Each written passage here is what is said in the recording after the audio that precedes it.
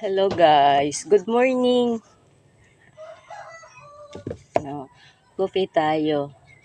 Coffee is my life. At hindi naman pwede pag umaga, yun na kasi kaugalian ko, magkakape talaga bago simulan yung dapat gawin sa umaga, sa araw-araw. Ito, bagong imbento.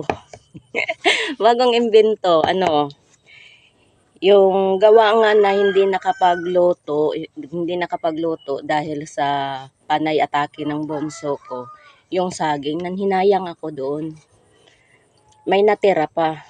Saka ulam namin sa saging na panluto ko sana, pantinda.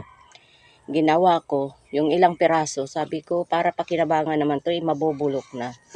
Gawin na lang natin yung harina na konti, tapos yung pambili ni bunso ng ulam niya ngayon na itlog. Nilagay ko isang pirasong itlog lang, tapos isang cup na harina, tapos yung saging. Sabi ko, mag-imbento tayo, banana pancake. Ito, ng kinalabasan. Pero masarap naman din.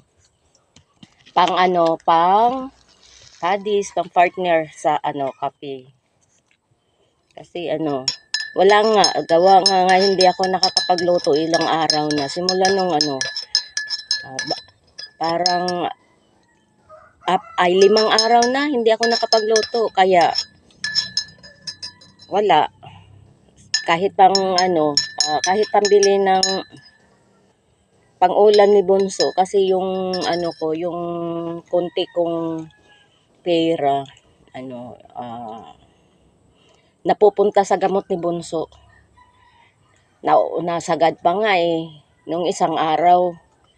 Buti na lang may nagbigay sa akin kasi yung ipon kong pambili kasi yung gamot ni Bunso nasa nasa 50 pesos, 52 pesos isang piraso. Sa isang gabi, sa isang gabi, 2 piraso iniinom niya. Magkano na yun? 104. Sa 300, apat na piraso lang mabibili sa 300. 2 araw lang yun kasi yung 300